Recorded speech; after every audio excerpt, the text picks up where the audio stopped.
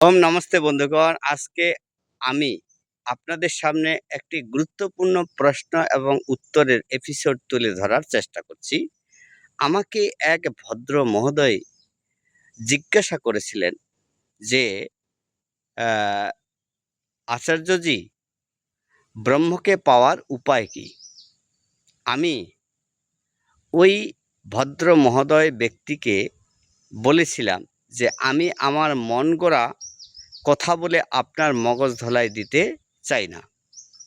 আমি আপনার এই প্রশ্নের সমাধান আমাদের পূর্বজ যে যোগীরাজ মুক্তাত্মা ভগবান শ্রীকৃষ্ণ যে সমাধান দিয়েছিলেন, আমি আপনার মাঝে সেই সমাধানটি তুলে ধরার চেষ্টা করছি।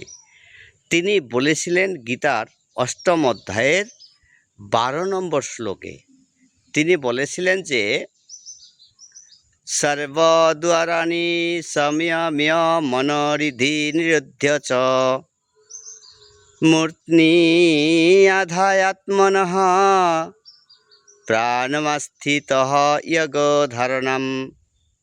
অর্থাৎ ইন্দ্রিয়ের সব কয়টি দ্বার নিরুদ্ধ করে মনকে হৃদয়ে স্থির করে প্রাণবায়ুকে ভ্রুযুগলের মধ্যস্থলে স্থাপন করে যোগে স্থিত হতে হয়।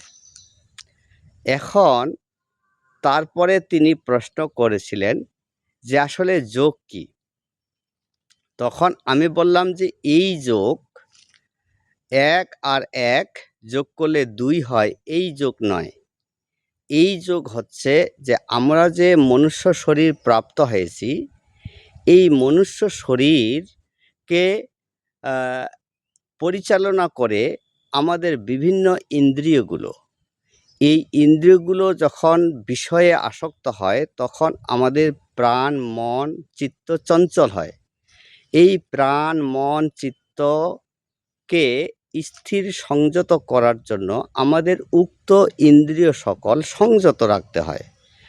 উক্ত ইন্দ্রিয় সকল সংযত করতে পারলে যখন মন স্থির হয় তখন মন একাগ্র চিত্ত বা একনিষ্ঠ হয়ে পরম ব্রহ্মের দর্শন লাভ করতে সমর্থ হয়।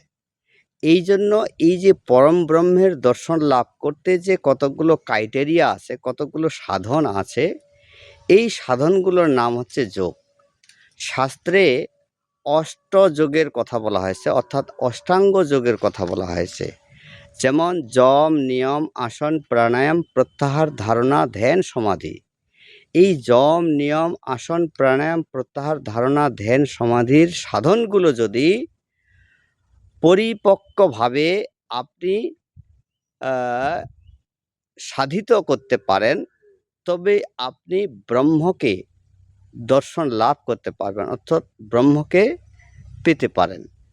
তাহলে যম কি, নিয়ম কি, আসন কি, প্রাণায়াম কি, প্রত্যাহার কি, ধারণা কি, সমাধি কি, আমি তখন উনাকে আমি সুন্দর করে বুঝিয়ে দেওয়ার চেষ্টা করলাম। উনি তখন উনার কথায় আর কি উনি বললেন যে আমি আপনার এই উপদেশে খুব প্লিজড হয়েছি, অর্থাৎ সন্তুষ্টি লাভ করেছি। আমি অনেকগুলো প্রশ্ন আমার মধ্যে ছিল, আজকে অনেকগুলো প্রশ্নের মধ্যে একটির সমাধান আপনার মাঝে আপনার কাছ থেকে পেলাম। আপনাকে নমস্তে।